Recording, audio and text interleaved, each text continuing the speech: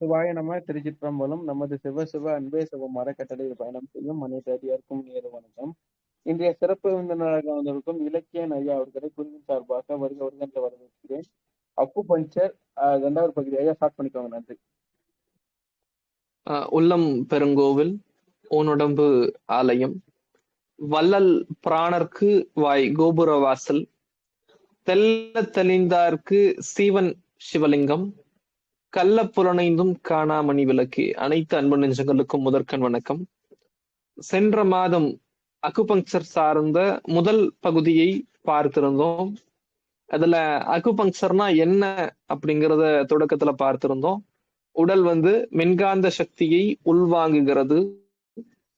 உள்வாங்கி உடலில் இருக்கக்கூடிய 12 முக்கியமான உறுப்புகள் ஆற்றல் பெறுகிறது. அந்த 12 முக்கியமான உறுப்புகளிலிருந்து உடல் முழுக்க சக்தி ஓட்ட பாதைகளில் ஆற்றல் பயணிக்கிறது. இதனைத்தான் நம்ம அக்குபங்சர்ல சக்தி ஓட்டம் என்று குறிப்பிடுகிறோம். இந்த சக்தி ஓட்டத்தில், அதாவது இந்த ஆற்றல் பயணத்துல ஏதாவது தடை ஏற்படுகிறது அப்படின்னா அதனை ஆற்றல் தடை என்று அக்குபங்சர்ல சொல்லுவோம். நம்முடைய மொழியில் சொல்ல வேண்டும் என்றால் அதுதான் நோய்.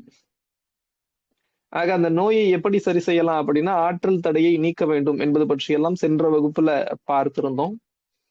பஞ்சபூதங்களின் வரிசை பற்றி பார்த்திருந்தோம். முதலில் தோன்றிய பஞ்சபூதம் நெருப்பு, நெருப்பை தொடர்ந்து நிலம், நிலத்தை தொடர்ந்து காற்று, காற்றை தொடர்ந்து நீர், நீரை தொடர்ந்து மரம், மரத்தை தொடர்ந்து மீண்டும் நெருப்பு. பஞ்சபூதங்களுடைய வரிசை சார்ந்து பார்த்திருந்தோம். இன்றைய வகுப்புல இன் யாங் தத்துவம் என்றால் என்ன என்பது பற்றி நம்ம தொடர்ந்து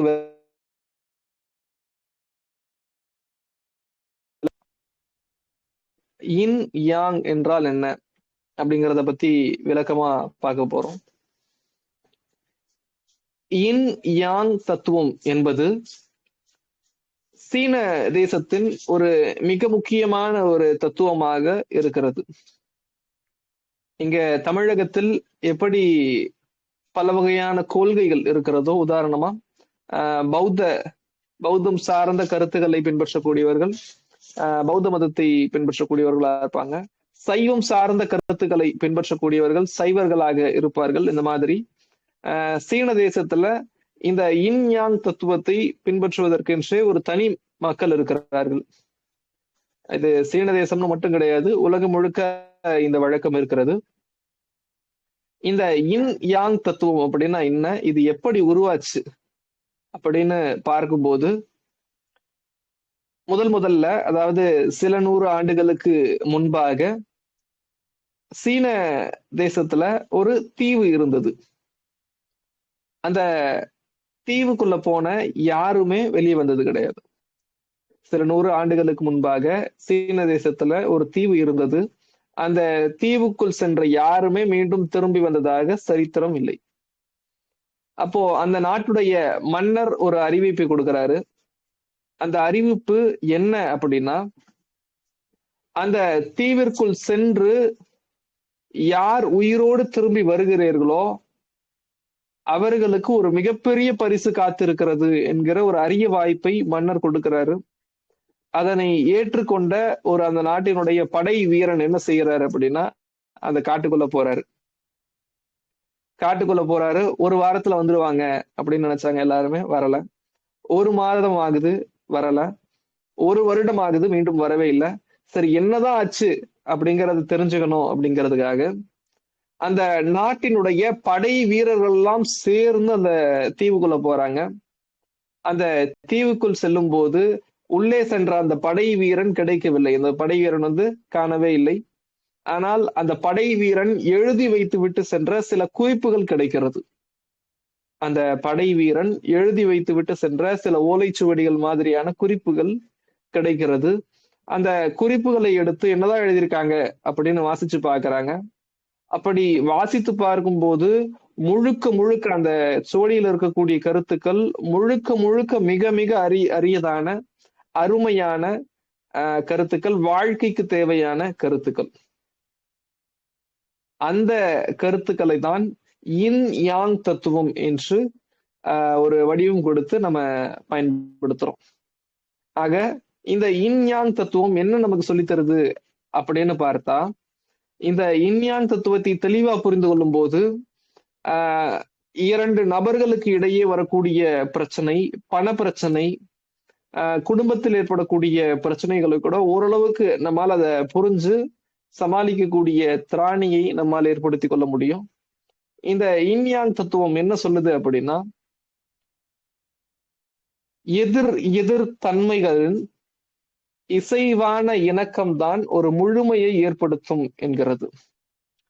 எதிரெதிர் தன்மையின் இசைவான இணக்கம்தான் ஒரு முழுமையை ஏற்படுத்துகிறது என்கிற கருத்தை இந்த இன் யாங் தத்துவம் குறிப்பிடுகிறது.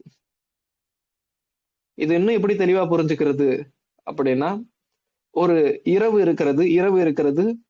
இரவுக்கு எதிர்ப்பதம் பகல். இரவு பகல் இந்த இரண்டும் இணைந்தால்தான் ஒரு நாள். அதாவது ஒரு நாள் இருக்கு அப்படின்னா அதுல இரவும் இருக்க வேண்டும், பகலும் இருக்க வேண்டும். எதிரெதிர், இரவு என்பது ஒன்று, அதற்கு எதிர்ப்பதம் பகல். எதிர் எதிர் தன்மைகளின் இசைவான இணக்கம் முழுமையடைகிறது என்று சொல்றாங்க. இரவு இருக்கிறது, பகல் இருக்கிறது, இரண்டுமே எதிர்ப்பதம் தான். ஆனால் அந்த இரண்டும் இணைந்து ஒரு முழுமையை ஏற்படுத்தினால்தான் ஒரு நாள் உருவாக முடியும். இதனை நம்முடைய வாழ்க்கையின் பல பகுதிகளோடு இது மாதிரி நம்மால பொருத்தி பார்க்க முடியும். பெண் இருக்கிறாள், ஆண் இருக்கிறான். அந்த பெண்ணும் ஆணும் இணைந்து செயல்படும் போதுதான் ஒரு குடும்பம் உருவாகிறது. பெண் என்பவள் ஒரு பதம், ஆண் என்பவன் எதிர்ப்பதம். அந்த இரண்டும் சேர்ந்து ஒரு முழுமையை ஏற்படுத்தினால்தான் ஒரு குடும்பம் உருவாக முடியும். இது மாதிரி வாழ்க்கையினுடைய ஒவ்வொரு பகுதியையும் இந்த இன்னும் ஆங்குக்குள்ள அடக்கி வைக்க முடியும். இந்த இன்னும் யாங்கும் இசைவாக எதிரெதிர் தன்மை அப்படிங்கிறதான். ஒரு எதிர்த்தன்மை வந்து இன்னுன்னு சொல்லுவோம், இன்னொரு எதிர்ப்பதத்தை யாங்குன்னு சொல்லுவோம். இரவு அப்படிங்கிறது இன்னாக இருந்தால் பகல் என்பது யாங்காக இருக்கும். அப்போ இரவு இன் அப்படின்னா பகல் யாங், இரவும் பகலும் சேர்கிறது அப்படின்னா இன் யாங் இரண்டும் இணைகிறது அப்படின்னு பொருள். இந்த எதிரெதிர் தன்மைகளின் இசைவான இணக்கம், இங்க கவனிக்க வேண்டியது இசைவான இணக்கம். ஆணும் பெண்ணும் இசைவாக இருந்து, அதாவது ஒருவரை ஒருவர் அனுசரித்து வாழ்ந்தால் அந்த குடும்பம் சிறப்பா இருக்கும், ஒரு முழுமையை ஏற்படுத்தும். அந்த எதிரெதிர் தன்மையின் இசைவு கெட்டு போயிருச்சு அப்படின்னா அந்த இடத்துல அந்த குடும்பத்தில் சிக்கல் ஏற்படும். அதே மாதிரி இரவும் பகலும் இசைவோடு, அதாவது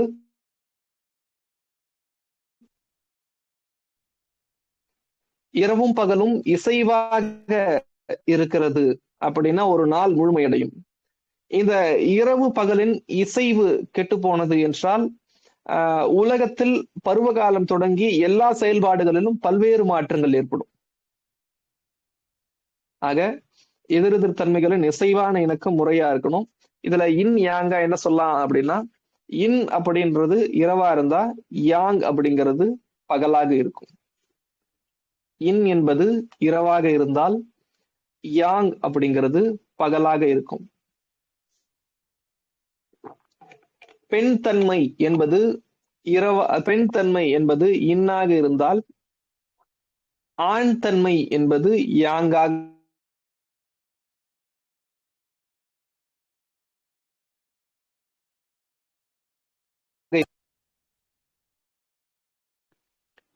பெண் தன்மை இன்னாக இருந்தால் ஆண் தன்மை யாங்காக இருக்கும்.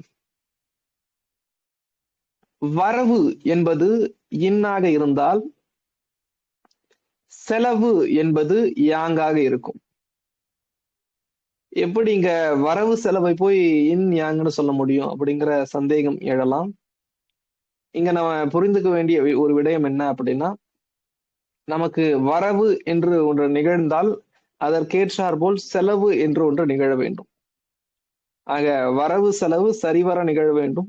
இதுல பிணக்கு ஏற்படுகிறது எப்படின்னா அதன் விளைவாக நோய் ஏற்படலாம். ஆக எப்படி இந்த உலகத்துல இன் யாங் என்று இருக்கிறதோ அதே மாதிரி நம்முடைய உடல்லையும் இன் தன்மை யாங் தன்மை என்று இருக்கிறது. நம்முடைய உடல் என்பது 12 முக்கிய உறுப்புகளை அடிப்படையாக கொண்டது என்று நம்ம சென்ற வகுப்புல பார்த்திருந்தோம். அதில் எதுவெல்லாம் இன் உறுப்பு, எதுவெல்லாம் யாங் உறுப்பு என்பதை இப்போது பார்க்கலாம்.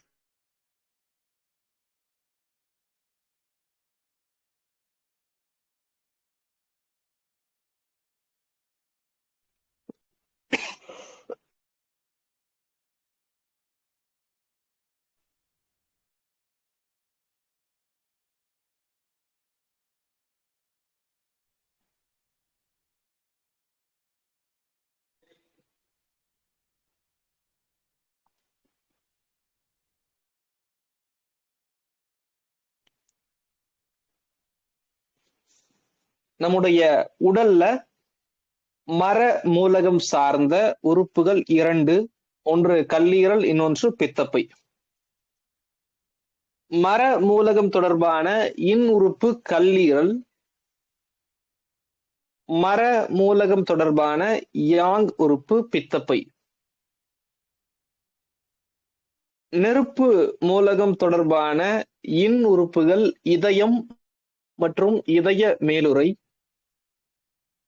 நெருப்பு மூலகம் சார்ந்த யாங் உறுப்பு சிறுகுடல் மற்றும் மூவெப்ப மண்டலம். நிலம் சார்ந்த இன் உறுப்பு மண்ணீரல். நிலம் சார்ந்த யாங் உறுப்பு பித்தப்பை. மன்னிக்கணும், நிலம் சார்ந்த யாங் உறுப்பு வயிறு அல்லது இரைப்பை. காற்று சார்ந்த இன் உறுப்பு நுரையீரல். காற்று சார்ந்த யாங் உறுப்பு பெருங்குடல். நீர் சார்ந்த இன் உறுப்பு சிறுநீரகம்.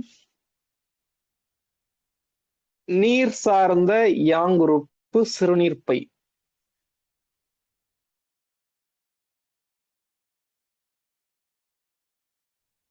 இந்த உறுப்புகளின் விவரம் எல்லாருக்கும் தெளிவா புரிந்திருக்கும் நினைக்கிறேன்.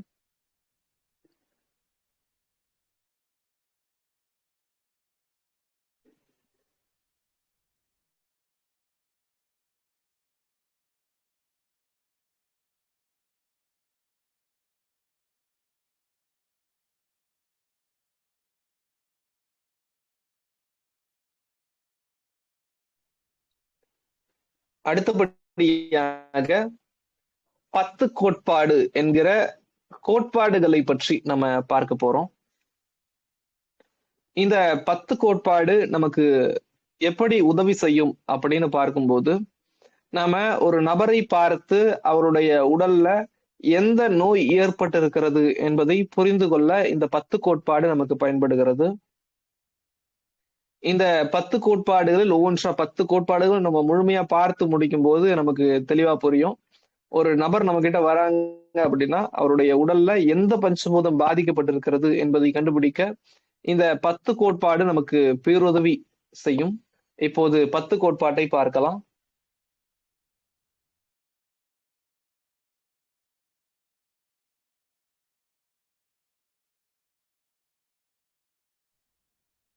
பத்து கோட்பாட்டில் முதலாக நம்ம பார்க்கக்கூடிய கோட்பாட்டுக்கு பெயர் வெளி உறுப்பு. 10 கோட்பாட்டுல முதல்ல நம்ம பார்க்கக்கூடிய கோட்பாட்டுக்கு பெயர் வெளி உறுப்பு. இந்த வெளி உறுப்பு அப்படிங்கிற கோட்பாட்டின் கீழ் ஒவ்வொரு பஞ்சபூதத்துக்கும் எந்த வெளி உறுப்பு தொடர்பானது அப்படிங்கறத நம்ம தெரிஞ்சுக்க போறோம். முதலில் நெருப்பு மூலகம் சார்ந்த வெளி உறுப்பு நாக்கு. நெருப்பு மூலகம் சார்ந்த வெளி உறுப்பு நாக்கு.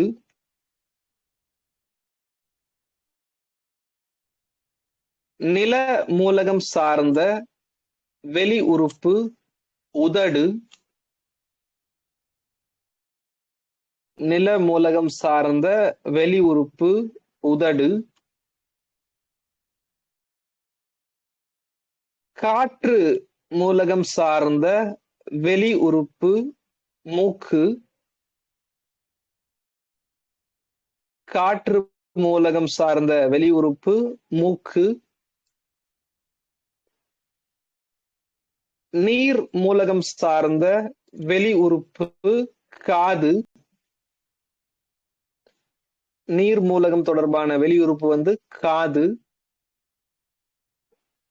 மர மூலகம் சார்ந்த வெளி உறுப்பு கண்கள். இப்ப நாம புரிஞ்சுக்கணும். இப்போ நம்முடைய உடல் நாக்கு புண் ஏதாவது ஏற்படுகிறது, நாக்குல ஏதாவது தொந்தரவு ஏற்படுகிறது அப்படின்னா நம்ம புரிஞ்சுக்கணும். நம்முடைய உடல்ல நெருப்பு மூலகம் பாதிக்கப்பட்டிருக்கிறது. நெருப்பு மூலகம் தொடர்பான இன் உறுப்பு யாங் உறுப்பு என்ன அப்படின்னு பார்த்தோம் அப்படின்னா, இதயம், இதய மேலுறை, சிறுகுடல், மூவெப்ப மண்டலம் ஆகிய உறுப்புகள் நெருப்பு மூலகம் தொடர்பான உறுப்புகள்.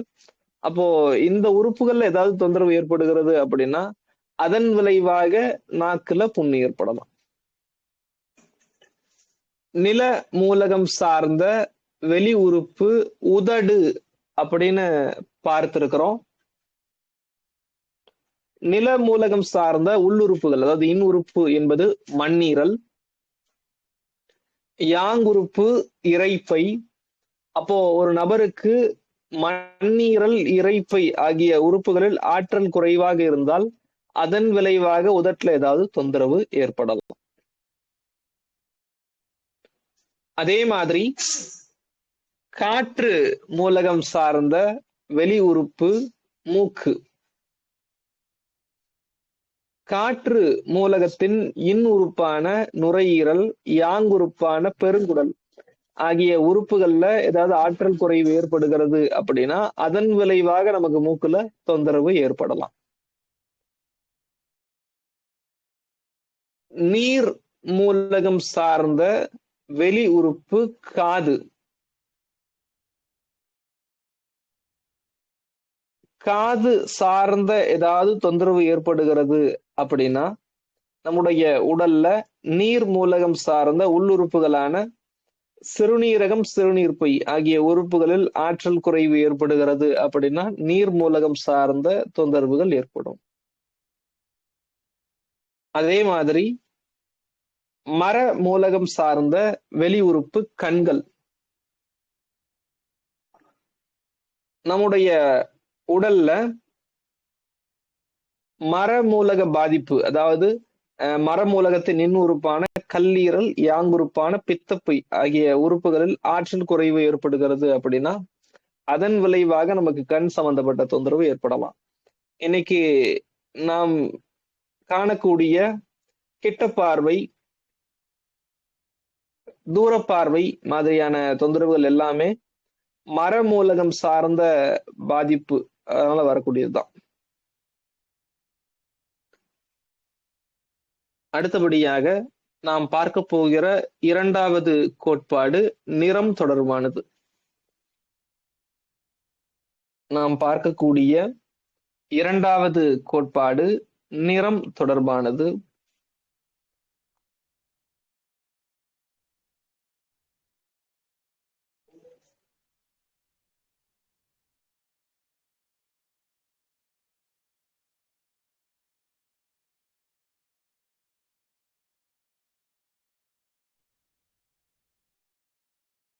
இலக்கியம் முதல் கோட்பாடு ஐயா கேக்குதுங்களா?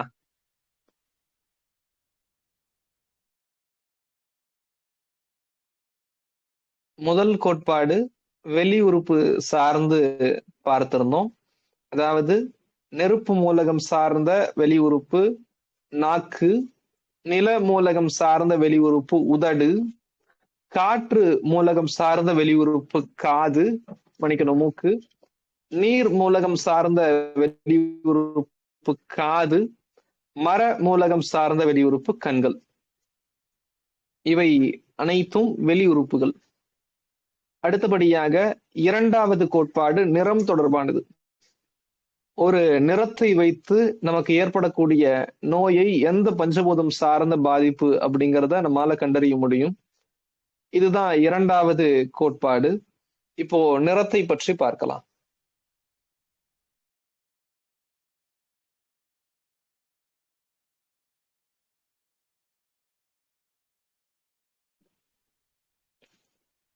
நிறம், நெருப்பு மூலகம் தொடர்பான நிறம் வந்து சிவப்பு நிறம்.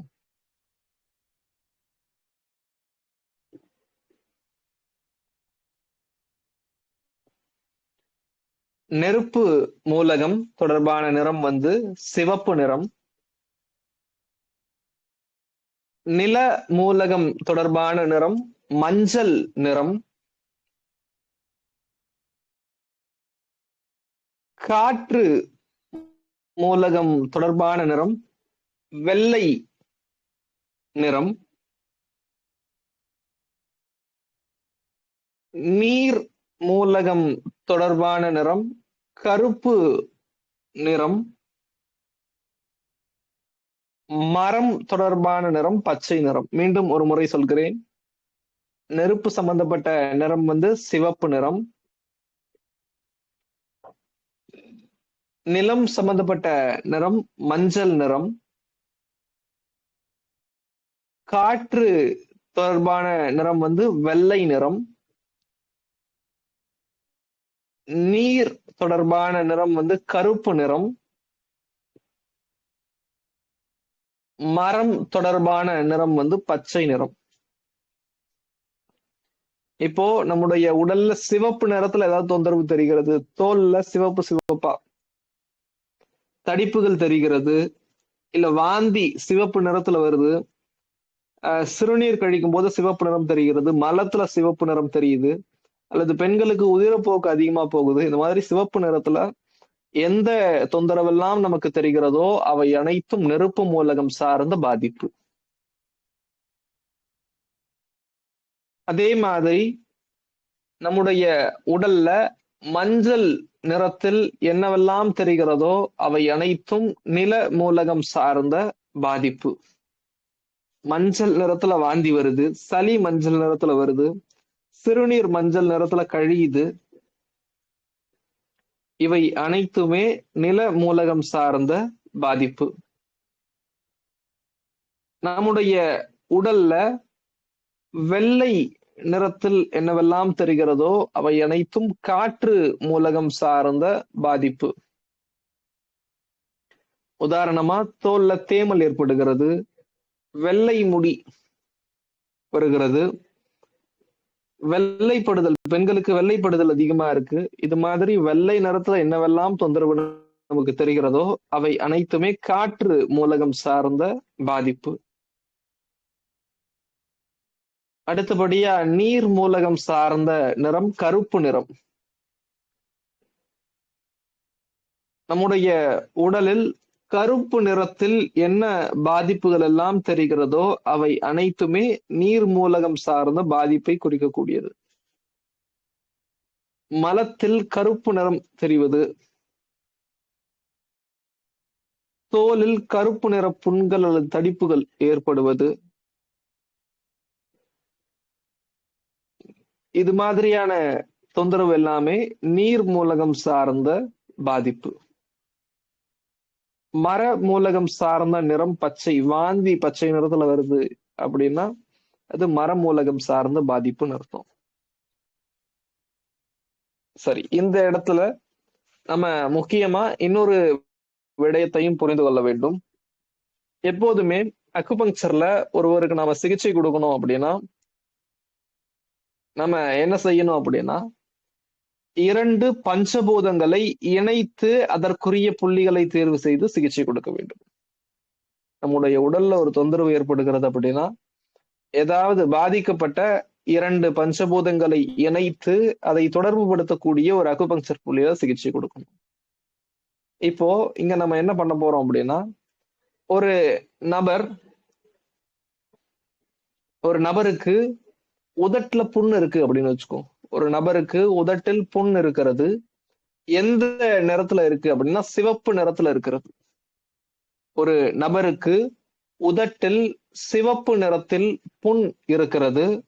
அதற்கு எப்படி சிகிச்சை கொடுக்கலாம் அப்படின்னு பார்க்கும்போது நம்ம தொடக்கத்திலே சொல்லியிருந்தோம், 2 பஞ்சபூதங்களை இணைத்துதான் அக்குபங்சர்ல சிகிச்சை கொடுக்க முடியும். அப்போ உதடு என்பது நில மூலகம் சம்பந்தப்பட்ட வெளி உறுப்பு, சிவப்பு அப்படிங்கிறது நெருப்பு மூலகம் சம்பந்தப்பட்ட நிறம். இந்த நெருப்பையும் நிலத்தையும் இணைப்பதன் மூலமாக இங்க ஏற்பட்டிருக்கக்கூடிய தொந்தரவை நம்மால் சரி செய்ய முடியும். அப்போ நெருப்பையும் நிலத்தையும் இணைக்கக்கூடிய புள்ளியை தேர்வு செய்து நம்ம சிகிச்சை கொடுக்கும்போது இந்த தொந்தரவை நம்மால் முழுமையாக சரி செய்ய முடியும். அதே மாதிரி ஒரு நபருக்கு சிவப்பு நிறத்துல சளிக்கு பதிலா சிவப்பு நிறத்துல ரத்தம் மூக்கு வழியா வருது அப்படின்னா, சளியில ரத்தம் வருது அப்படின்னா நம்ம புரிஞ்சுக்கணும், சளி என்பது எங்கிருந்து வருது அப்படின்னு பார்த்தா மூக்கு வழியா தான் வருது. அப்போ மூக்கு அப்படிங்கிறது காற்று பஞ்சபூதம் சார்ந்த வெளி உறுப்பு. சிவப்பு நிறம் என்பது நெருப்பு சம்பந்தப்பட்டது. அப்போ காற்றையும் நெருப்பையும் இணைக்கக்கூடிய புள்ளிக்கு சிகிச்சை கொடுக்கணும். காற்று பிளஸ் நெருப்பு. காற்று பஞ்சபூதத்தையும் நெருப்பு பஞ்சபூதத்தையும் இணைக்கக்கூடிய புள்ளிக்கு இந்த இடத்துல நாம சிகிச்சை கொடுக்க போறோம். ஒரு நபருக்கு காதுல மஞ்சள் நிறத்தில் சீழ் வடிகிறது. காதில் மஞ்சள் நிறத்தில் சீழ் வடிகிறது அப்படின்னா அவருக்கு எப்படி நாம சிகிச்சை கொடுக்கலாம்? இதை கவனிக்கும் போது காது என்பது நீர் மூலகம் தொடர்பான வெளி உறுப்பு. மஞ்சள் நிறம் அப்படிங்கிறது நில மூலகம் தொடர்பான நிறம். அப்போ நீரையும் நிலத்தையும் இணைக்கக்கூடிய புள்ளி, நீர் பிளஸ் நிலம், இந்த இரண்டையும் இணைக்கக்கூடிய புள்ளிக்கு சிகிச்சை கொடுக்கறது மூலயமா இந்த தொந்தரவை நம்மால சரி செய்ய முடியும். இப்போ நீரையும் நிலத்தையும் இணைக்கணும்னு சொல்லிட்டீங்க, அதை எப்படி இணைக்கிறது, அந்த புள்ளி எப்படி கண்டுபிடிக்கிறது அப்படிங்கிற கேள்வி எல்லாம் எழலாம். அதை நம்ம தொடர் வகுப்புல அடுத்தடுத்து பார்ப்போம். எப்படி புள்ளிகளை தேர்வு செய்யறது, புள்ளிகள் எங்க இருக்கு அப்படிங்கிறத பற்றியெல்லாம் நம்ம தொடர்ந்து பார்ப்போம். இப்போதைக்கு எந்த தொந்தரவு ஏற்படுகிறதோ அதற்கு எந்த 2 பஞ்சபூதங்களை இணைக்கணும் அப்படிங்கிறத மட்டும் நம்ம நல்லா தெளிவா புரிஞ்சுக்கணும். இப்ப இந்த இடத்துல இன்னொரு சந்தேகம் எழலாம். இப்ப உதட்டுல சிவப்பு நிற புண்ணு இருக்கும்போது நிலத்தையும் நெருப்பையும் இணைக்கிறோம். நாக்குல சிவப்பு நிற புண்ணு இருக்கு, எப்படி இதனை சரி செய்வது? ஏன்னா நாக்கு அப்படிங்கிறது நெருப்பு மூலகம் தொடர்பான வெளி உறுப்பு, சிவப்பு அப்படிங்கிறது நெருப்பு மூலகம் தொடர்பான நிறம். அப்போ இங்க ஒரு பஞ்சபூதம் தானே வந்திருக்கு, இன்னொரு பஞ்சபூதத்தை இணைத்தால் தானே நம்ம சொன்னது சரியா இருக்கும் அப்படிங்கிற சந்தேகம் இடலாம். இது மாதிரியான சூழல் ஏற்படும் போது நெருப்பை நெருப்போடு இணைக்கக்கூடிய புள்ளி என்று ஒன்று இருக்கும். அக்குபங்சர்ல நெருப்பை நெருப்போடவே இணைக்கக்கூடிய புள்ளி என்று ஒன்று இருக்கும். அதே மாதிரி நிலத்தை நிலத்தோடவே இணைக்கக்கூடிய புள்ளி என்று ஒன்று இருக்கும். இது மாதிரியான புள்ளிகளுக்கு சிகிச்சை கொடுக்கறது மூலயமா இந்த தொந்தரவை சரி செய்ய முடியும். அடுத்தபடியாக காற்று மூலகம் தொடர்பான நிறம் வெள்ளை நிறம். காற்று மூலகம் தொடர்பான நிறம் வெள்ளை நிறம். இதற்கு எப்படி சிகிச்சை கொடுக்கலாம்? இந்த வெள்ளை நிறம் சம்பந்தப்பட்ட தொந்தரவு எங்கெல்லாம் நம்முடைய உடல்ல ஏற்படுகிறதோ அப்போதெல்லாம் காற்று மூலகமும் பாதிக்கப்பட்டிருக்கிறது என்று அர்த்தம். உதாரணமாக நமக்கு உதடுகளில் பனிக்காலத்தில் வெடிப்பு போல வெள்ளை நிறத்துல தோன்றும். அதுவெல்லாம் காற்று மூலகம் சார்ந்த பாதிப்பு அங்க ஏற்பட்டிருக்குன்னு அர்த்தம். அப்போ உதடு என்பது நில மூலகம் சார்ந்த வெளி உறுப்பு.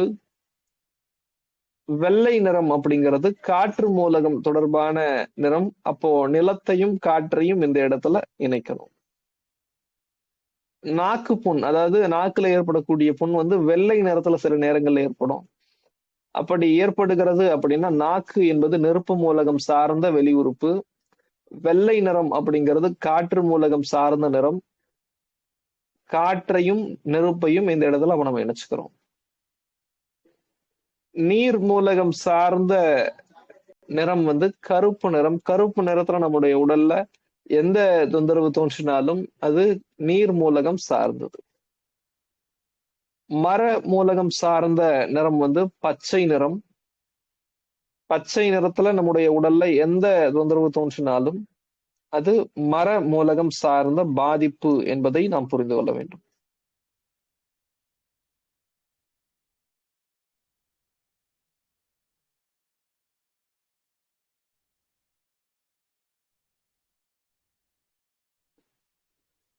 அடுத்தபடியாக நீர் சுரப்பு அப்படிங்கிற தலைப்பு பற்றி நாம தெரிந்து கொள்ள போறோம்.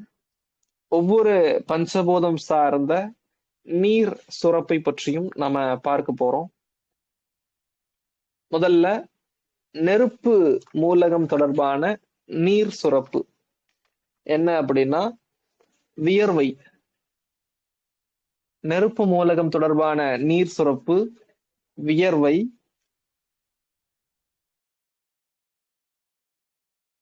நில மூலகம் தொடர்பான நீர் சுரப்பு உமிழ்நீர். காற்று மூலகம் தொடர்பான நீர் சுரப்பு தும்மல், சளி, கோழை.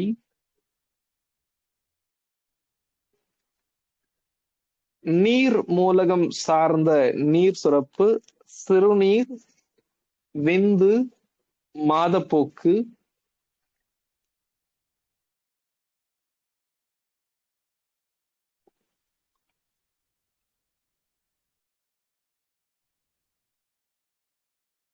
மர மூலகம் சார்ந்த நீர் சுரப்பு கண்ணீர். இங்க நம்ம என்ன தெரிஞ்சுக்கணும் அப்படின்னா, நம்முடைய உடல்ல வியர்வை அதிகமா வெளியேறுது. வேலை அதிகமா செய்யறது இல்ல, ஆனாலும் வியர்வை அதிகமா வெளியேறுது அப்படின்னா நம்ம புரிஞ்சுக்கணும், நெருப்பு மூலக பாதிப்பு இங்க இருக்கு.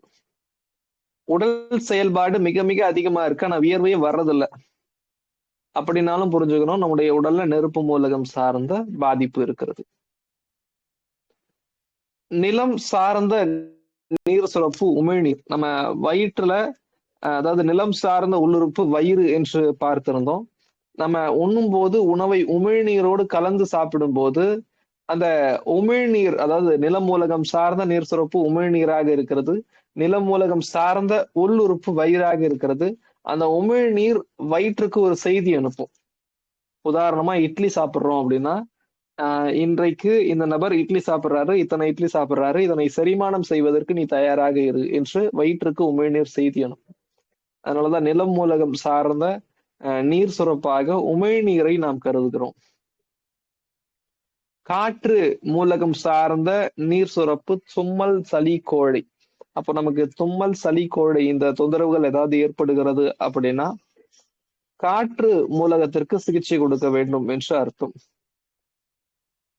இதுல கோழை அப்படின்னா என்ன அப்படிங்கிற சந்தேகம் நமக்கு ஏற்படலாம். சளி என்பது நீர்த்தன்மையோடு மூக்கின் வழியாக சளி என்பது நீர்த்தன்மையோடு வெளியேறுவது. அதுவே கொஞ்சம் கெட்டியா வெளியேறினா, கட்டி மாதிரி வெளியேறினா அதை கோழை என்று அழைக்கலாம். நீர் மூலகம் சார்ந்த நீர் சுரப்பு சிறுநீர், விந்து,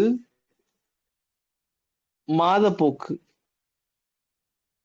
நீர் மூலகம் சார்ந்த நீர் சுரப்பு சிறுநீர், விந்து, மாதப்போக்கு. இந்த மாதவிடாய் சம்பந்தப்பட்ட பிரச்சனை, குழந்தையின்மை சார்ந்த பிரச்சனை, இவை அனைத்துக்குமே நீர் மூலகத்தை பலப்படுத்தும் போது ஒரு தீர்வை நம்மால் காண முடியும்.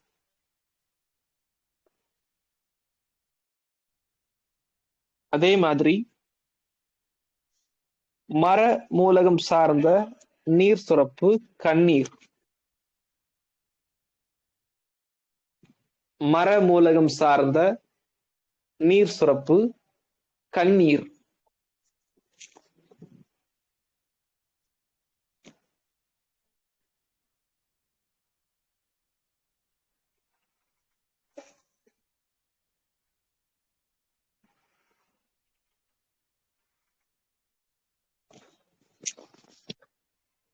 ஒரு சில நபர்களுக்கு இயல்பா அவங்க அழாமலே கண்ணீர் வரும், கண்ணில இருந்து கண்ணீர் வரும்.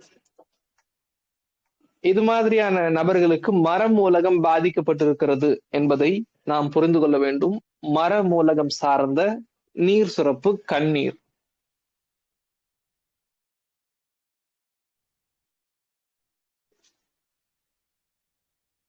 அடுத்தபடியாக சுவைகள் அப்படிங்கிற கோட்பாடு சார்ந்து பார்க்க போறோம். முதல் கோட்பாடு வெளி உறுப்பு சம்பந்தமா பார்த்திருந்தோம். இரண்டாவது கோட்பாடு நிறம் சார்ந்து பார்த்திருந்தோம்.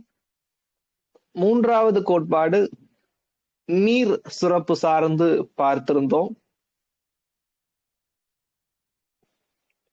நான்காவது கோட்பாடு சுவை பற்றியது. முதல்ல நெருப்பு மூலகம் சார்ந்த சுவைகள் என்ன அப்படின்னா கசப்பு சுவை, துவர்ப்பு சுவை. ஒரு நபர் உடல்ல அதிகமா கசப்பு சுவையை சேர்த்துக்கிறாங்க அல்லது துவர்ப்பு சுவையை சேர்த்துக்கிறாங்க அப்படின்னா நெருப்பு மூலகம் சார்ந்த பாதிப்பு ஏற்படும். அதே மாதிரி ஒரு நபர் கசப்பு சுவையையும் துவர்ப்பு சுவையையும் குறைவா எடுத்துக்கிறாங்க அப்படின்னாலும் நெருப்பு மூலகம் சார்ந்த பாதிப்பு ஏற்படும். நம்ம எப்பயுமே என்ன சொல்லுவோம் அப்படின்னா மிகினும் குறையினும் நோய் செய்யும். கசப்பு சுவையும் துவர்ப்பு சுவையும் மிகுந்தாலும் நோய், குறைந்தாலும் நோய். மிகுந்தாலும் நெருப்பு மூலகம் பாதிக்கப்படும், குறைந்தாலும் நெருப்பு மூலகம் பாதிக்கப்படும். சரியான அளவில் எப்போதுமே இருக்கிறதா சிறப்பு. அடுத்தபடியாக நில மூலகம் சார்ந்த சுவை இனிப்பு சுவை. நில மூலகம் சார்ந்த சுவை இனிப்பு சுவை. இந்த இனிப்பு சுவை நம்முடைய உடல்ல மிகுந்தாலும் நில மூலகம் பாதிக்கப்படும், குறைந்தாலும் நில மூலகம் பாதிக்கப்படும். ஆக நம்முடைய உடல்ல இனிப்பு சுவை சரியான அளவுல இருந்தாதான் நில மூலகம் ஆரோக்கியமா இருக்கும். அதாவது இரைப்பையும் மண்ணீரலும் ஆரோக்கியமாக இருக்கும்.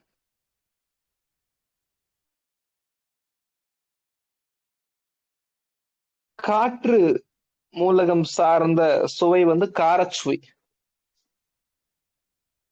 காரச்சுவை நம்முடைய உடல்ல மிகுந்தாலும் நுரையீரல், பெருங்குடல் ஆகிய உறுப்புகள் பாதிக்கப்படும், குறைந்தாலும் நுரையீரல், பெருங்குடல் ஆகிய உறுப்புகள் பாதிக்கப்படும். சரியான அளவுல இருக்கும் காரச்சுவை.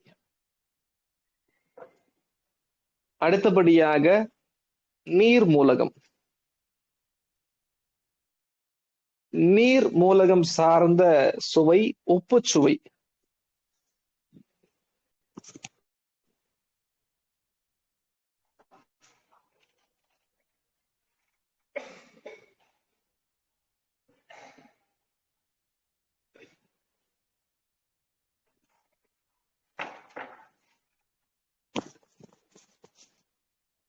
நீர் மூலகம் தொடர்பான சுவை உப்பு சுவை.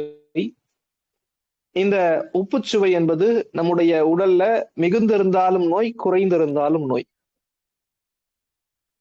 உப்புச்சுவை மிகுந்திருந்தால் நம்முடைய உடல்ல சிறுநீரகமும் சிறுநீர்ப்பையும் பாதிக்கப்படும். அதே மாதிரி உப்புச்சுவை குறைந்தாலும் சிறுநீரகம், சிறுநீர்ப்பை ஆகிய உறுப்புகள் பாதிக்கப்படும்.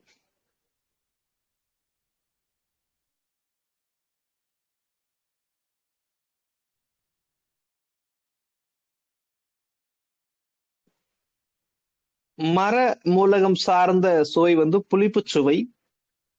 இந்த புளிப்பு சுவை நம்முடைய உடல்ல மிகுந்தாலும் மர மூலகம் தொடர்பான தொந்தரவுகள் ஏற்படும், குறைந்தாலும் மர மூலகம் தொடர்பான தொந்தரவுகள் ஏற்படும். அடுத்தபடியாக 5வது கோட்பாடு. இந்த 5வது கோட்பாடு எதை பற்றியது அப்படின்னா உணர்ச்சி பற்றியது. நெருப்பு மூலகம் தொடர்பான உணர்ச்சி என்ன அப்படின்னா பெருமை, மகிழ்ச்சி ஆகிய உணர்ச்சிகள் இரண்டும் நெருப்பு மூலகம் தொடர்பானது.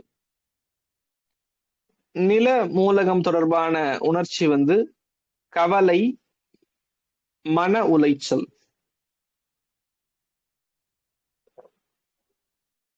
நில மூலகம் தொடர்பான உணர்ச்சி கவலை, மன உளைச்சல். காற்று மூலகம் தொடர்பான உணர்ச்சி துக்கம். நீர் மூலகம் தொடர்பான உணர்ச்சி பயம். நீர் மூலகம் தொடர்பான உணர்ச்சி பயம். மர மூலகம் தொடர்பான உணர்ச்சி கோபம் மற்றும் தாழ்வு மனப்பான்மை. இங்க நமக்கு ஒரு சந்தேகம் ஏற்படும். நில மூலகம் தொடர்பான உணர்ச்சியா கவலை சொல்றோம், காற்று மூலகம் தொடர்பான உணர்ச்சியா துக்கம் சொல்றோம். அப்ப கவலைக்கும் துக்கத்துக்கும் என்ன வித்தியாசம்? நாம இங்கதான் ஒரு விடயத்தை புரிந்து கொள்ள வேண்டும். ஒரு நபர் இறந்துட்டாங்க அப்படின்னு வச்சுக்கோ. ஒரு நபர் இறந்துட்டாங்க அப்படின்னா, யாரோ ஒரு தலைவர் இறந்துட்டாங்க அப்படின்னா ஒரு செய்தியில வருது அப்படின்னா, அதோடு சேர்த்து ஒரு வாக்கியம் வரும். இந்த தலைவருக்கு அல்லது இந்த முக்கியமான நபருக்கு துக்கம் அனுசரிக்க போகிறோம் என்ற ஒரு செய்தி வரும். இந்த நாள்ல இத்தனை மணிக்கு துக்கம் அனுசரிக்கின்றனர் என்ற ஒரு செய்தி வரும்.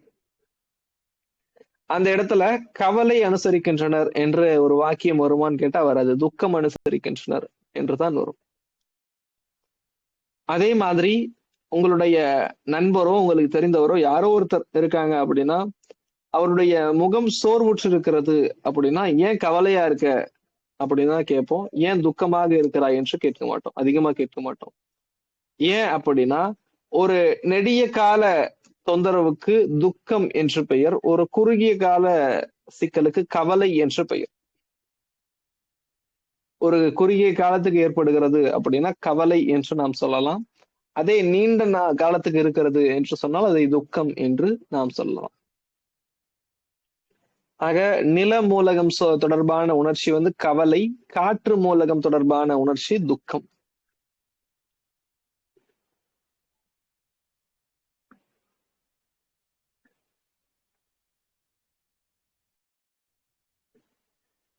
இப்போ இதுல கவனிக்க வேண்டிய ஒரு விடயம் என்ன அப்படின்னா,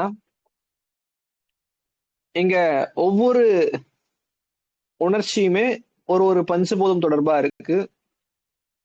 அதிகமா மகிழ்ச்சி அடையிறோம் அப்படின்னா நெருப்பு மூலகம் பாதிக்கப்படும். கவலை அதிகமா அடையிறோம் அப்படின்னா நிலம் மூலகம் பாதிக்கப்படும். துக்கம் அதிகமா அடைகிறோம் அப்படின்னா காற்று மூலகம் பாதிக்கப்படும். பயம் அடைகிறோம் அதிகமாக என்றால் நீர் மூலகம் பாதிக்கப்படும். அதிகமாக கோபப்படுகிறோம் என்றால் மரம் மூலகம் பாதிக்கப்படும். அப்போ எப்படிதான் இருக்கிறது? அதிகமா மகிழ்ச்சி அடைஞ்சா கூட நெருப்பு மூலகம் பாதிக்கப்பட்டது. அப்போ எப்படி இருந்தால்தான் சரி என்கிற கேள்வி நமக்குள் இடலாம். இங்க நம்ம என்ன புரிஞ்சுக்கணும் அப்படின்னா, எல்லா உணர்ச்சிகளையுமே கட்டுக்குள் வைத்திருக்கும் போது நம்முடைய உடல்ல 5 பஞ்சபூதங்களும் சமநிலையில் இருக்கும். இந்த எல்லா உணர்ச்சிகளும் கட்டுக்குள் வைத்திருக்கும் போது நம்முடைய மனம் ஒரு நிலையை அடையும். அந்த நிலைக்கு பெயர் நிம்மதி அல்லது மன அமைதி என்று பெயர். இந்த எல்லா உணர்ச்சிகளையும் கட்டுக்குள் வைத்திருக்கும் போது நம்முடைய மனம் ஒரு நிலையை அடையும். அந்த நிலைக்கு பெயர் நிம்மதி அல்லது மன அமைதி என்று நாம் சொல்லலாம். இந்த 5 பஞ்சபூதங்களையும் உணர்ச்சிகளை சரியாக வைத்திருத்தலன் மூலம் நம்மால கட்டுப்படுத்த முடிகிறது அப்படின்னு சொன்னா, எந்த அக்குபங்சர் புள்ளிகளையுமே பயன்படுத்தாமல் இந்த உணர்ச்சிகளை சரியாக கையாள்வதன் மூலமாகவே நம்மால் உடல் தொந்தரவுகளை குணப்படுத்த முடியும். ஆக நம்முடைய மனதை சரியாக வைத்திருக்கும் போது நம்முடைய உடல் தொந்தரவுகள் குணமாகும். அற்புதமான ஒரு சிதற்பாடல் இருக்கிறது. மனமது செம்மையானால் மந்திரம் ஜபிக்க வேண்டாம் என்ற ஒரு அற்புதமான சிதற்பாடல் இருக்கு. அதாவது மந்திரங்கள் எத்தனை ஜபித்தாலும் மனம் செம்மையாகல அப்படின்னா அது பயனற்றது. மனம் செம்மையா இருந்துச்சு அப்படின்னா எந்த மந்திரமும் நமக்கு தேவையில்லை. அதாவது நம்முடைய வாயிலிருந்து வரக்கூடிய ஒவ்வொரு வார்த்தையும் மந்திரமாக இருக்கும். அது மாதிரி மனதினுடைய நிலை செம்மையாக இருந்தால் அத்தனை ஆச்சரியங்கள் நிகழும் என்பதை சித்தர் பாடல்கள் நமக்கு விளக்குகின்றன. ஆக இந்த 5 கோட்பாடுகள் எல்லாருக்குமே ஓரளவுக்கு தெளிவு கிடைச்சிருக்கும் அப்படின்னு நம்புறேன்.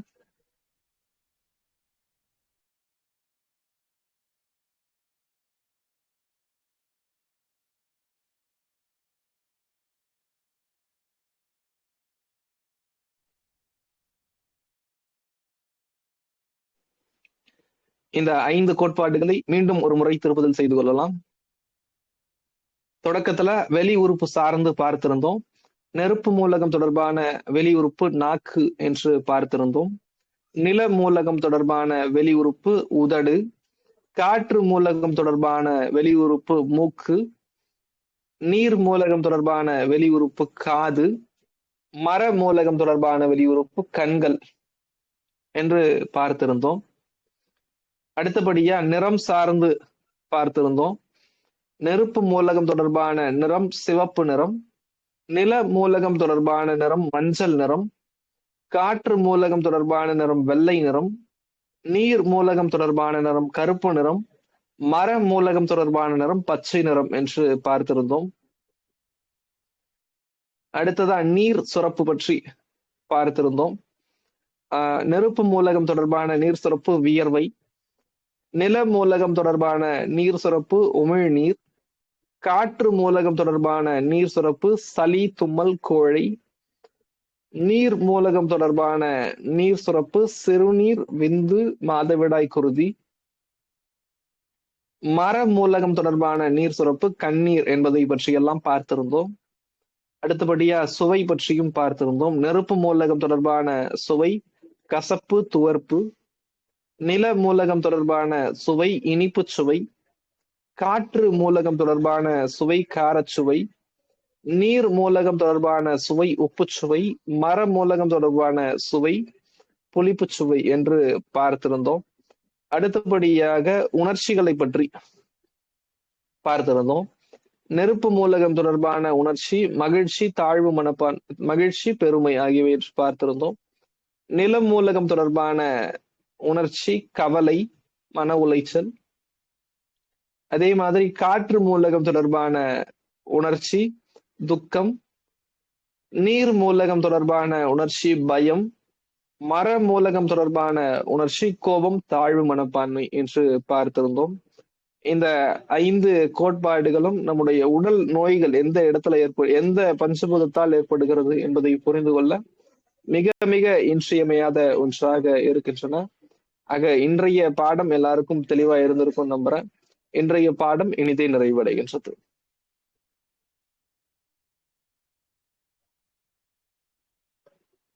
ரொம்ப சிறப்பா இருந்தது. நன்றி. பேசுங்க ஐயா.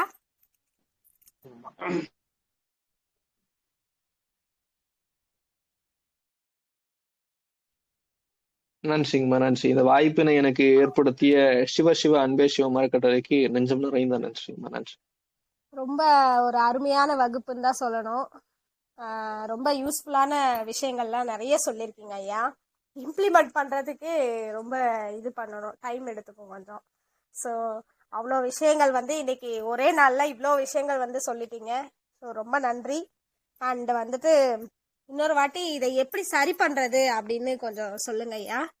இந்த குறைபாடெல்லாம் நிவர்த்தி பண்ணுறதுக்கு என்ன பண்ணணும்? ஸோ அந்த இதெல்லாம் டிப்ஸ் எல்லாம் சொல்லுங்க கொஞ்சம். நெக்ஸ்ட் கிளாஸில் நீங்கள் சொல்வீங்கன்னு நினைக்கிறேன். ஸோ இன்னைக்கு எது எது பாதிக்கும் அப்படின்னு சொன்னீங்க இல்லைங்களா? ஸோ மிக்க நன்றி. பஞ்சபூதத்தை வச்சுட்டு எந்த உறுப்புகள் பாதிக்கும்ட்டு ரொம்ப அருமையாக ஒரு விளக்கத்தோட ப்ளஸ் ஒரு பிபிடியோட சொல்லியிருக்கீங்க. மிக்க நன்றி. கோடான கோடி நன்றிகள் உங்களுக்கு. எப்பயுமே ஒரு நல்ல யூஸ்ஃபுல்லான இன்ஃபர்மேஷன்ஸ் நீங்கள் கொடுத்துட்ருக்கீங்க. ஸோ உடல் சார்ந்து சரி மனம் சார்ந்தும் சரி, ஸோ இது கரெக்டாக இருந்தால் தான் எல்லாமே கரெக்டாக இருக்கும்.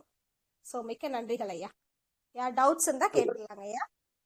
இருங்க ஐயா, பூபதி ஐயா ஹேண்ட் ரைஸ் பண்ணியிருக்காங்க. பேசுங்க ஐயா. பூபதி ஐயா, பூபதி ஐயா, ஏதாவது கொஸ்டின்ஸ் இருக்குதா ரைஸ் பண்ணியிருந்தீங்களே, பேசலாம். ஐயா கிட்ட டவுட்ஸ் கேட்கலாம் நீங்க.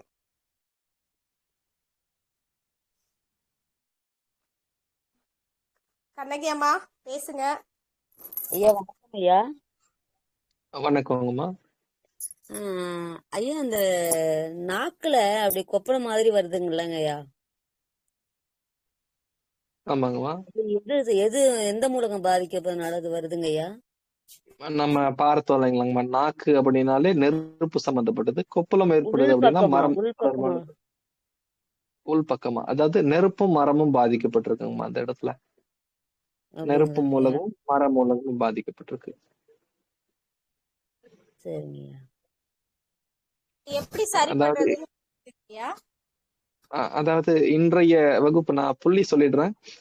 இன்றைய வகுப்பு முழுக்க முழுக்க ஒரு நோயறிதல் பற்றிய ஒரு வகுப்பு. அதாவது எப்படி ஒரு நோய் ஏற்படுகிறது என்பதை பற்றி நம்ம புரிஞ்சுக்கிறோம். அடுத்தடுத்த வகுப்புல தொடர்ந்து வரும்போது நமக்கு எப்படி சிகிச்சை கொடுக்கணும் அப்படிங்கிற செய்திகள் வந்துடும். இப்போதைக்கு நெருப்பையும் மரத்தையும் இணைக்கக்கூடிய புள்ளி என்ன அப்படின்னு பார்த்தோம் அப்படின்னா HT9 என்கிற புள்ளி, அதாவது நம்முடைய சிறுவிரலின் நகக்கண்ணில் அமைந்திருக்கக்கூடிய புள்ளி. சிறுவிரல் இருக்கு, இதனுடைய நகக்கண்ணில் இந்த இடத்துல அமைந்திருக்கிறது HT9 என்கிற புள்ளி. இந்த புள்ளியில உங்களுடைய ஆட்காட்டி விரலை வச்சு அழுத்தம் கொடுங்கம்மா. அதாவது மோதிர விரல் பக்கம் பார்த்தபடி இருக்கக்கூடிய நகக்கண். உள் பக்கமா? வெளிப்பக்கம் வருங்கம்மா. இப்படி வச்சீங்கன்னா வெளிப்பக்கம் வரும்.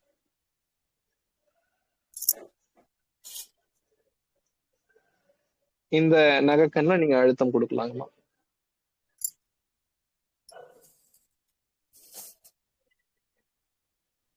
இரண்டு கையிலயுமே, இடது கையில ஒரு புள்ளி இருக்கு, வலது கையிலயும் அதே புள்ளி இருக்கு. இரண்டு கையிலயுமே நீங்க அழுத்தம் கொடுங்கம்மா.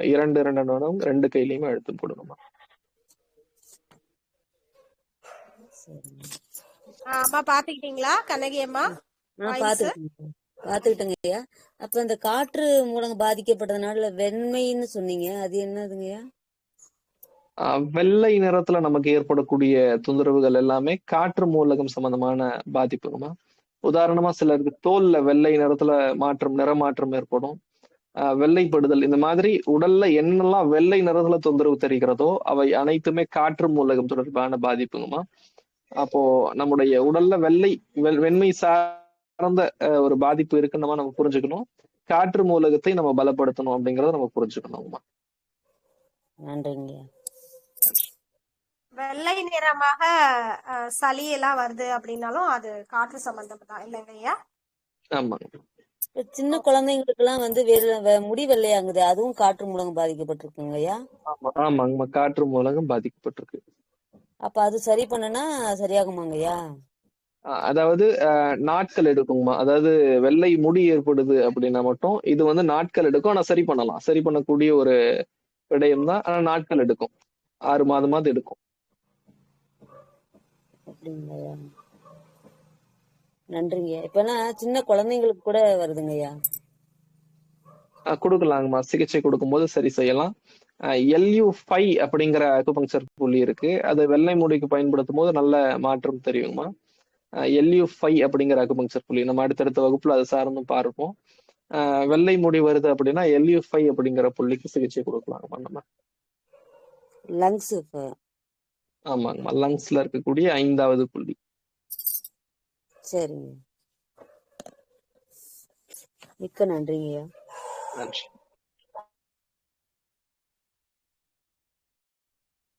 நன்றிகள் ஐயா. பூபதி ஐயா இருக்கீங்க, ஹேண்ட் ரைஸ் பண்ணீங்க, பேசலாங்க ஐயா.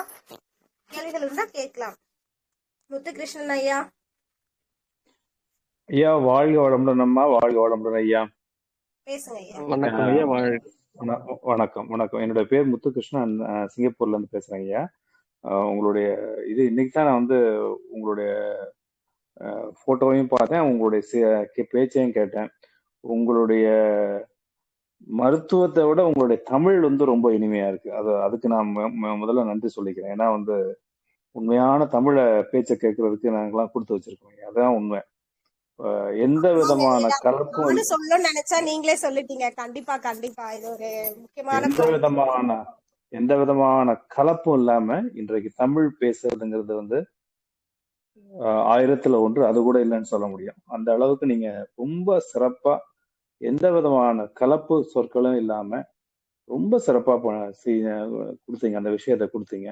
அதுக்கு என்னுடைய மனமார்ந்த பாராட்டுகளும் நன்றிகளும் ஐயா. முதல்ல உங்களுடைய உரையை வந்து நான் பாதியில இருந்து நான் கேட்கற வாய்ப்பு கிடைச்சது. முழுமையா அந்த 5 கோட்பாடுகளும் கேட்க முடியல. கடைசி 2 கோட்பாடுகளை மட்டும் கேட்டேன். ரொம்ப சிறப்பா இருந்தது. அந்த ஒவ்வொரு கோட்பாடுகளையும் ஒவ்வொரு இதை கனெக்ட் பண்ண விதம் வந்து ரொம்ப சிறப்பா இருந்தது. இன்னும் அடுத்த பதிவுகள்ல, அடுத்த உங்களுடைய வகுப்புகள்ல கண்டிப்பா நான் கலந்து கொண்டு நிறைய விஷயங்களை இதை பத்தி உங்களுக்கு தெரிஞ்சுக்கிறேன் ஐயா. மிக்க நன்றி ஐயா. வாழ்க வளமுடன் ஐயா. நன்றிங்க. தங்களுடைய வாழ்த்துக்கு ரொம்ப ரொம்ப நன்றிங்க ஐயா. யூடியூப்ல இந்த காணொலி இருக்குங்க ஐயா. நீங்க ஐயா கிட்ட கேட்டீங்கன்னா சொல்லுவாங்க. நீங்க மீதம் இருக்கக்கூடிய வகுப்புல யூடியூப்லயே இருக்குங்க ஐயா. நீங்க அதை தாராளமா பார்க்கலாங்க. நன்றி ஐயா, ஆமாங்க ஐயா. நன்றி. வாழ்க யூடியூப்ல வளமுடன். சிவசிவ அன்பே சிவம் அறக்கட்டளை அப்படின்னு டைப் பண்ணீங்கன்னா உங்களுக்கு வந்துட்டு வீடியோஸ் எல்லாம் வரும். ஸோ நீங்க அப்ப சரிங்க வந்துட்டு இன்னைக்கு வீடியோஸ் வந்து ஷேர் பண்ணிடுவாங்க 9 o'clock மேல. ஸோ நீங்க அதை வந்து பாத்துக்கலாங்க ஐயா. சரிங்கம்மா. வாழ்க ரொம்ப வளமுடன்மா. மிக்க நன்றி. நன்றி. நிறைய பாயிண்ட்ஸ் வந்துட்டு நான் சொல்லணும்னு நினைச்சது நீங்க சொல்லிட்டீங்க. மிக்க நன்றி ஐயா முத்துகிருஷ்ணன் ஐயா. நிஜமாவே தமிழ் வந்து கேட்கறதே பெரிய விஷயமா இருக்கு ஐயா சொல்ற மாதிரி. அம்மா ஆமாம்மா. ஏன்னா வந்து தமிழ்நாட்டுல வந்து அதுவும் தமிழை கேட்கறது ரொம்ப பெரிய வியப்பா இருக்கு இப்போ. தமிழ்நாட்டை நானே தவிர மத்த இங்கிலீஷ் கலக்காம ஆமா பேசவே முடியலங்க. ஆமாங்க ஆமாங்கம்மா. ஏன்னா தமிழ்நாட்டை தவிர மத்த இடங்கள்ல வந்து தமிழுக்கு அவ்வளவு முக்கியத்துவம். தமிழ் பேசணும், தமிழ் பழகணும், வீட்டுல தமிழ் பேசணும், உண்மையான தமிழ் பேசணுன்றதுக்காக ஒரு தமிழ் மொழி மாதமே இங்க கொண்டாடுறாங்க. அதுல ஓகே. வந்து நீங்க பாத்தீங்கன்னா அது சம்பந்தப்பட்ட நிகழ்ச்சிகள் அந்த மாதம் பூரா ஏப்ரல் மாதம் 14ஆம் தேதியிலிருந்து மே மாதம் 14ஆம் தேதி வரைக்கும் இங்க தமிழ் மொழி மாதம் இங்க கொண்டாடுறாங்க. பல்வேறு தமிழ் அமைப்புகள் வந்து ஒன்று சேர்ந்து அந்த 30 நாளும் ஒரு நாளைக்கு 2 நிகழ்ச்சிகள் வீதம் நடக்கிறாங்க. ஒவ்வொரு இடங்கள்ல நடக்குது. அதை அப்படியே ஜூம்ல எல்லாருக்கும் தெரியப்படுத்துறாங்க. எல்லாரும் கலந்துக்கிறாங்க. அதுக்கு நிறைய பேர் வந்து அவங்களுடைய பங்களிப்பை செஞ்சு அவங்களுக்கு வந்து வர்றவங்களுக்கு உணவு, வர்றவங்களுக்கு பானங்கள் இதெல்லாம் கொடுக்குறாங்க. ரொம்ப சிறப்பா செய்யறாங்க. அதை செய்யும் பொழுது அதுல அந்த கலந்துக்கிற நாட்கள் வந்து எங்களுக்கு ரொம்ப மிகவும் இனிமையா இருக்கு. ஏன்னா வந்து நம்மளை போல தமிழ் ஆர்வம் உள்ள ஆட்களை இங்க நிறைய நம்ம சந்திக்கிறோம். அவங்களோட உரையாடுறோம். அவங்களுடைய ஒரு சில விஷயங்களை கேட்டுக்கிறோம். 2வது வந்து அந்த தமிழ்ல வந்து முறையா அவங்க கிட்ட பேசுறோம். எந்த விதமான கலப்பும் இல்லாம அந்த முறையா பேசுறோம்.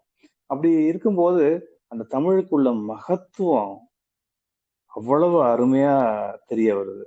இது இது மட்டும் இல்ல, எங்களுக்கு இப்ப எனக்கெல்லாம் 58 வயசாச்சு. ஆனா வந்து அதை கத்துக்கணும் ஆர்வத்துல போறேன். இப்போ உள்ள இளையர்கள் வந்து இங்க உள்ள இளையர்கள் வந்து அந்த தமிழுக்கு கொடுக்குற ஆர்வம் வந்து அபரிவிதமா இருக்கு. அவங்க வந்து விரும்பி வந்து கலந்துக்கிறாங்க. இப்ப என்னோட பையன் இருக்காருன்னா அவரும் என் கூட வராரு. வந்து அந்த தமிழ் நிகழ்ச்சிகளை கலந்துக்கிறாரு. அவருக்கு விஷயங்கள் கத்துக்கிறாரோ இல்லையோ, ஆனா அந்த தமிழுக்காக வந்து வராரு. அதனால வந்து தமிழுக்கு அவ்வளவு தூரம் அழகான ஒரு மொழி. அந்த தமிழுக்கு உரிய மகத்துவத்தை கொடுத்தோம்னா அதுல இருந்து நம்ம கத்துக்க வேண்டிய விஷயங்கள் சித்தர்கள்லாம் எவ்வளவோ சொல்லி வச்சிருக்காங்கம்மா. அவர்களுடைய ஞானத்தை வச்சு எவ்வளவோ கண்டுபிடிச்சு எவ்வளவோ சொல்லி வச்சிருக்காங்க. நம்ம வந்து அதை வந்து முழுமையா நம்ம 1% கூட நம்ம அதை பயன்படுத்தலைன்னு தான் 1% கூட பயன்படுத்தலைன்னு தான் என்னோட அனுமானம். ஆனா இதை வந்து கண்டிப்பா நம்ம தமிழை கத்துக்கிட்டு தமிழ் பேசி வீட்டுல தமிழ் புழங்கி அதுல இருந்து உள்ள தமிழ்ல உள்ள அகராதிகள் அதுல உள்ள விஷயங்கள்லாம் நம்ம கத்துக்கொண்டோம்னா ரொம்ப சிறப்பா இருக்கும்னு என்னோட நம்பிக்கை. வாழ்க வளமுடன் அம்மா. வாழ்க வளமுடன் ஐயா. கண்டிப்பாங்க ஐயா. ரொம்ப மகிழ்ச்சி. சிங்கப்பூர்ல இருந்து தமிழுக்கு இவ்வளவு ஒரு இம்பார்ட்டன்ஸ் கொடுக்குறீங்க. தமிழ்நாட்டுல இருந்து நாங்க வந்து இம்பார்ட்டன்ஸ் கொடுக்கறது இல்ல. ஸோ மிக்க நன்றிங்க ஐயா. உங்களெல்லாம் பார்த்து நாங்களும் வந்துட்டு இனி தமிழ் பழகலாம் அப்படின்னு சொல்லிட்டு நினைச்சுக்கிறோம். ஸோ இலக்கியவாணன் ஐயாவுக்கு ஒரு மிக்க ஒரு நன்றிகள், கோடான கோடி நன்றிகள் தான் சொல்லணும். அவ்வளவு அழகா தமிழ்ல உண்மையாவே பாராட்டக்கூடிய விஷயம். நல்லா ஒரு தமிழ்ல சுத்த தமிழ்ல பேசுறீங்க, அதுக்கே ஒரு பாராட்டுங்க ஐயா. அந்த அந்த மொழியின் வழியாக அதுவும் நீங்க இவ்வளவு விஷயங்கள் பயனுள்ளதாக சொல்லியிருக்கீங்க. ஸோ மிக்க நன்றி. உங்களுடைய அடுத்த வகுப்புக்காக நாங்க காத்துட்டு இருக்கோம். மிக்க நன்றிகள் ஐயா. வேற யாருக்காவது கேள்விகள் இருக்கா? பரமேஸ்வரி வெங்கடேஷ். ஸோ யாரும் வந்துட்டு ஐயாவுடைய கிளாஸ் மிஸ் பண்ணியிருந்தீங்க, இப்பதான் வந்திருக்கீங்க 2 பேரு. ஸோ அவங்க என்ன பண்ணலாம்னா யூடியூப் சேனல்ல சிவசிவ அன்பே சிவம் சேனல் போனீங்கன்னா உங்களுக்கு வந்துட்டு லைவ் டெலிகாஸ்ட் இப்போ ஐயா உடனே இப்போ போட்டுருவாங்க. ஸோ நீங்க லைவ் டெலிகாஸ்ட் பார்த்துக்கலாம். ரொம்ப நன்றிங்க ஐயா. பாலா ஐயா மிக்க நன்றி. பாலா ஐயாவுக்கும் நன்றியை தெரிவிச்சுக்கிறேன். ஸோ ஐயாவை வந்து எங்களுக்கு இந்த சேனல் வழியாக காமிச்சு கொடுத்ததுக்கு மிக்க நன்றிங்க ஐயா. உங்களுக்கு ரொம்ப நன்றிகள். வாழ்க வளமுடன் ஐயா. ஐயா ஒரே ஒரு கேள்வி இது முடிக்கிறதுக்கு முன்னாடி, உங்களை நேரடியா சந்திக்கிறதா இருந்தா எங்க சந்திக்கலாம் ஐயா? ஐயா பாலகிருஷ்ணன் ஐயாட்ட நான் கேட்டு தெரிஞ்சுக்கிறேன். என்ன கேளுங்க, நான் உங்களுக்கு நான் டீடைல்ஸ் கொடுக்குறேன். ஐயா கோயம்புத்தூர்ல இருக்காரு. ஐயா வந்து படிச்சிட்டு இருக்காரு. இயற்கை ஐயா காலேஜ்ல வந்து செகண்ட் இயர் இயற்கை மருத்துவத்தை செகண்ட் இயர் பண்ணிட்டு இருக்காரு. 3ஆம் வருடம் நான் 3ஆம் ஆண்டு. சாரி, நான் 2வது வருஷம் ஞாபகம் வச்சுக்கிட்டேன். ஆக்சுவலா நம்ம ஆமா 2 ஸ்டார்டிங்ல பேசும்போது 2வது வருஷம், 3வது ஆமா. வருஷம் வந்து பிராக்டிஸ் பண்ணிட்டு இருக்காரு. ஸோ காலேஜ்ல படிச்சிட்டு இருக்காரு. ஈவினிங் டைம் ஃப்ரீயா இருப்போம் நம்ம கால் பண்ணுங்க சார், நம்ம பேசிக்கலாம். மிக்க நன்றி ஐயா, மிக்க நன்றி. வாழ்க வளமுடன் ஐயா. இந்த நேரத்துல ஒரு அருமையான நிகழ்ச்சியோட ஒரு அற்புதமான நம்ம ட்ரஸ்ட்டுக்கு ஒரு அவார்ட் கிடைச்சிருக்கு. ஸோ இப்பதான் வந்து அவார்ட் வந்து கைக்கு வந்து சாங்ஷன் ஆகி நோட்டீஸோட வந்திருக்காங்க. அஹ் எப்படின்னா, நம்ம 2025 சிறந்த சமூக சேவைக்கு அமைப்புக்கான அவார்ட் சொல்லி நம்ம வாழ்க அறம் வளமுடன். வாழ்த்துக்கள் ட்ரஸ்ட்ல ஐயா. வந்து கொடுத்துட்டு இருக்காரு. அறம் ட்ரஸ்ட்ல இருந்து கொடுக்குறாங்க. அதுல வந்து அஹ், அஹ், டாக்டர் எஸ் பாக்யராஜ் ஐயா அவரு இருக்காரு. பாஸ்கரன் ஐயா இயக்குனர். அஹ், அப்புறம் வந்து காமெடி நடிகர் வந்து மதுரை முத்து, இவங்கெல்லாம் வந்து சீஃப் கெஸ்டா வந்து சென்னையில வந்து தேனாம்பேட்டையில ஒரு ஹால்ல வந்து நடக்குது. ஸோ இன்விடேஷன் வந்து குரூப்ல போடுறேன். வாங்க, முடிஞ்ச அளவுக்கு வாங்க. அநேகமா சண்டே வந்து ஃபங்க்ஷன் நடக்குது. இப்பதான் கேட் பாஸ்லாம் வந்தது. எல்லாருக்குமே உங்கள் சப்போர்ட்னாலதான் இந்த அளவுக்கு இந்த அறக்கட்டளை வளர்ந்துருக்கு. ஏதோ நானும் செஞ்சேன் நானும் போனேன்ற இது இல்லாம ஏதோ ஒரு மக்களுக்கு விழிப்புணர்வு ஏற்படுத்தி இருக்குன்ற ஒரு நன்றி இருக்கு. அதனால சந்தோஷம். மேல மேல இந்த அறக்கட்டளை வளர்றதுக்கு உங்களோட சப்போர்ட் இருக்கணும் ஐயா. கண்டிப்பா ஐயா. இலக்கியன் ஐயா வாழ்த்துகள், அவர்களுக்கு வாழ்த்துக்கள் வந்து ஐயா. வாழ்த்துக்கள் ஐயா, ரொம்ப சந்தோஷம். இலக்கியன் ஐயா ஹலோ அவர்களுக்கு ஐயா, வந்து வாழ்த்துக்கள். இதுக்கு வந்துட்டு முழு காரணம் நீங்க தான். ஸோ இதை ஃபவுண்ட் பண்ணி இவ்வளோ தூரம் கொண்டு வந்ததே ஒரு பெரிய விஷயம் இத்தனை வருஷமா. ஸோ அதை நீங்க பண்ணி சாதிச்சிருக்கீங்க. அதுக்கான இது உங்களுக்கு வந்து அப்ரிசியேஷன் கிடைச்சிருக்கு. நான் பண்ணலாமா? இறைவன் பண்ணி சாதிச்சிருக்காரு. இந்த பாலகிருஷ்ணன்ற பேரே வேண்டாம், என் கடன் ஓகே பணி ஓகே, செய்திருக்கிற இறைவன் பேரு. பண்ணிருக்காரு. இறைவன் மூலமாக உங்களுக்கு ஒரு இது வாழ்த்துக்கள் கிடைச்சிருக்கு, பரிசு கிடைச்சிருக்கு. ஸோ இதோட நிக்க அதுக்காக நாங்களாம் கூடாதுன்றதுதான் வாழ்த்துக்கள் என்னோட. சொல்லிக்கிறோம். கண்டிப்பா கண்டிப்பா கண்டிப்பா. நன்றி பேசுங்க. நன்றி. இதோட நிக்க கூடாது. இந்த அறக்கட்டளை மேல மேல வந்து வளர்ந்து நிறைய விஷயத்த வந்து சமூக சேவை செஞ்சு இதே மாதிரி ஒவ்வொரு வருஷம் ஒவ்வொரு இடத்துல நம்ம வந்து நிக்கணும். அதுதான் நம்மளோட முயற்சி. அது முதல் கட்டமாக வளர்ந்து நிக்கிறது வந்து ஒரு சின்ன செடி வந்து ஒரு சின்ன பூ பூக்குற மாதிரி இருக்கு. அது காயா மாறி பழுத்து ஒரு பழமா நிக்குது. அந்த பழத்தை இனிக்கிற டைம் நம்ம எல்லாருமே சேர்ந்து இனிப்போம். ஸோ ஒரு செடி வந்து இப்பதான் பழுத்து இருக்கு, ஒரு பழம் வந்து. ஸோ அந்த பழத்தை இனிக்கிற டைம் நீங்க எல்லாருமே சப்போர்ட் பண்ணுவீங்க. மேல மேல அந்த பழம் வந்து நிறைய பழம் வரணும்னா, அதுக்கு தேவையான ஊட்டச்சத்து கொடுக்கணும்னா நீங்க சப்போர்ட் பண்ண மாட்டோம்னா அந்த பழம் பழுக்கும். சோ அந்த மாதிரி ஒரு கதையா எடுத்துக்கிட்டு நிறைய விஷயத்துக்கு வந்து சமூக சேவை செய்வதற்கு கூட வந்து கை கோருங்க. அப்ப வந்து நிறைய விஷயம் செய்வோம். நன்றி. கண்டிப்பா இலக்கிய ஐயா. எங்களுடைய இது கண்டிப்பா எப்பொழுதுமே உங்களுக்கு இருக்குங்க ஐயா. 2வது வந்து உங்களுடைய எண்ணம் வந்து ரொம்ப வலிமையான ஒரு எண்ணம் ஐயா. அந்த வலிமையான எண்ணத்துக்கு கண்டிப்பா வந்து இயற்கை வந்து எப்பொழுதுமே துணை நிற்கும். அந்த வலிமையான எண்ணம் கண்டிப்பா அந்த இயற்கை வழியா போய் எல்லார் மனதிலையும் வந்து அது தேங்கி உங்களுக்கு கண்டிப்பாக வந்து அந்த வெற்றியை தேடித்தரும் ஐயா. மிக்க நன்றி. எனக்கு கண்டிப்பா. கிடையாது, நம்மளுக்கு அவ்வளவுதான். இங்க வந்து பாலகிருஷ்ணன் ஒருத்தனுக்கும் மட்டும் கிடையாது. இந்த அறக்கட்டளையில பயணம் செய்யற பொறுப்பாளர்கள் மற்றும் வந்து உறுப்பினர்கள் மற்றும் வந்து அறக்கட்டளையோட ட்ரஸ்டி எல்லாருக்குமே தான் சேரும். ஏன்னா வந்து ஒவ்வொரு ஆளும் வந்து முயற்சி எடுக்காங்க. இப்ப சங்கீதா, வேதா, முன்ன இருந்த சசிகலா, தீபா, ஏமா, பேர் சொல்லிக்கிட்டே போலாம். இந்த மாதிரி வந்து அட்மின்ஸ் நீங்க வந்து கூட சப்போர்ட் பண்ற மாதிரி இருக்கிறது. அதே மாதிரி நிறைய பேர் நித்யா, மேகலான்னு சொல்லி நிறைய பேர் சப்போர்ட் பண்ணியிருக்காங்க. அப்படி இருக்கும்போது எல்லாருக்குமே நன்றி. கண்டிப்பாங்க ஐயா, ரொம்ப நன்றி. நாங்களாம் எதுவும் பண்ணல, இதெல்லாம் உங்களுடைய பெரும் முயற்சினாலதான் இது நடந்துட்டு இருக்கு. ஸோ இறைவனுக்கும் நன்றி. அந்த சார்பில் அவருடைய மூலமாக நீங்க வந்து எங்களுக்கு கிடைச்சிருக்கேன். மிக நன்றி. நாங்க உங்களுக்கு தான் நன்றி தெரிவிக்கிறோம். நன்றி நன்றி, கோடான கோடி நன்றிகள், வாழ்த்துக்கள். மேலும் மேலும் இந்த ட்ரஸ்ட் வளர என்னுடைய மனமார்ந்த வாழ்த்துக்கள் ஐயா. நன்றிகள் ஐயா. முடிச்சுக்கலாம். நன்றி ஐயா. இலக்கியன் ஐயா, உங்க வகுப்பு சூப்பரா இருந்ததுங்க. நல்லா அற்புதமா வச்சிருந்தீங்க. சின்ன நடுவுல தான் கொஞ்சம் இந்த போஸ்ட் வந்திருந்தது. ஸோ அது வாங்கறதுக்காக போயிருந்தேன். அங்க போகும்போதுதான் இன்விடேஷன் இந்த படியெல்லாம் வந்ததா, அப்படியே பார்த்து அப்படியே சைலண்டா உட்காந்துட்டேன். நல்லது நல்லதுங்க, ரொம்ப மகிழ்ச்சிங்க. நல்லது. ஐயா வந்து பூரிப்புல இருக்காரு இப்ப. மகிழ்ச்சி. ஆமாங்கய்யா. ஸோ ஷேர் பண்ணதுக்கு மிக்க நன்றி. ஸோ அப்படின்னு நாங்களும் மகிழ்ச்சியாக கிடையாது, இருக்கோம். மகிழ்ச்சின்றது கிடையாது. இது ஒரு சின்ன ஒரு உத்வேகம். இப்போ ஒரு குழந்தை வந்து படிக்கிற அப்படின்னா ஒரு ஸ்கூல்ல வந்து ஒரு பேனாவோ ஒரு சாக்லேட்டோ வாங்கி கொடுப்பாங்க பாத்தீங்களா, அந்த மாதிரி தான் இந்த விஷயத்த வந்து சின்ன விஷயம்தான். இத மேல சாதிச்சு இதை எங்க எடுத்துட்டு போய் நிக்க வைக்கணும்ன்றத வந்து சின்ன செய்தி இப்ப வளர்ந்து ஏதோ ஒரு காய் காய்ச்சி இருக்கு. இது ஆலமரமா வளர்ந்து விருது உச்சு நிக்கணுமே. இன்னும் எவ்வளவு விஷயம் பண்ண அதுதான் நீங்க வேண்டியது இருக்கீங்க, இருக்கு. நாங்களும் அதுதான். இருக்கோம். கண்டிப்பாக பாத்துக்கலாங்க ஐயா. நன்றி நன்றி நன்றி. வளர்ச்சியை நோக்கி செல்வோம். மிக்க நன்றி, வாழ்த்துக்கள். ரெக்கார்டிங் ஆஃப் பண்ணிருமா சங்கீதா? ரெக்கார்டிங் ஆஃப் பண்ணிட்டு முடிச்சு.